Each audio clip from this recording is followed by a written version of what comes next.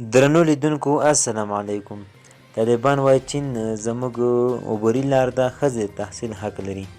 دوستانو ویډیو تر اخره وګورئ. که چیرې مو چینل نه وي سبسکرایب کړی چینل هم درسره سبسکرایب کړئ. مننه.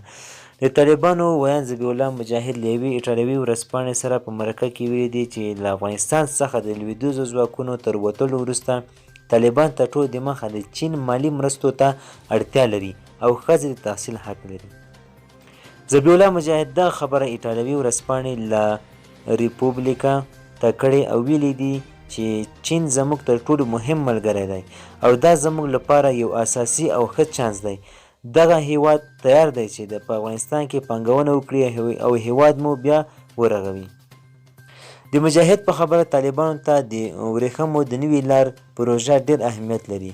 دا هغه زیربنایي نوښت دی چې چین غواړي له دې لارې د تجارت په برخه کې خپل اغیز په نړیواله سطحه لا پسې پیاوړی کړي. په تیرو اونیو کې تر سختو نارامو او واک ته د طالبانو په رسېدو سره لویدیځو هیوادونو خپل مالي کومکونه د افغانستان لپاره په ټپه درولي دي.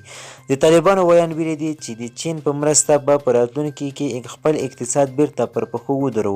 په افغانستان کې د مسو کانونه شته چې د چین په کومک فعاله کېدای او عصري کېدای شي. علاوه پر دې چین زموږ لپاره د ټولې نړۍ مارکیټونو ته عبوري لار بلل کېږي.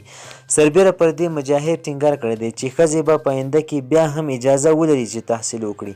ښاغلي یادې ورځپاڼې سره په خبره کې ویلي دي چې ښځو ته د نرسنګ او پولیسو په وزارتونو کې د اسیستانتانو او هم ادارو کې کار ځایونه په نظر کې نیول شوي دي.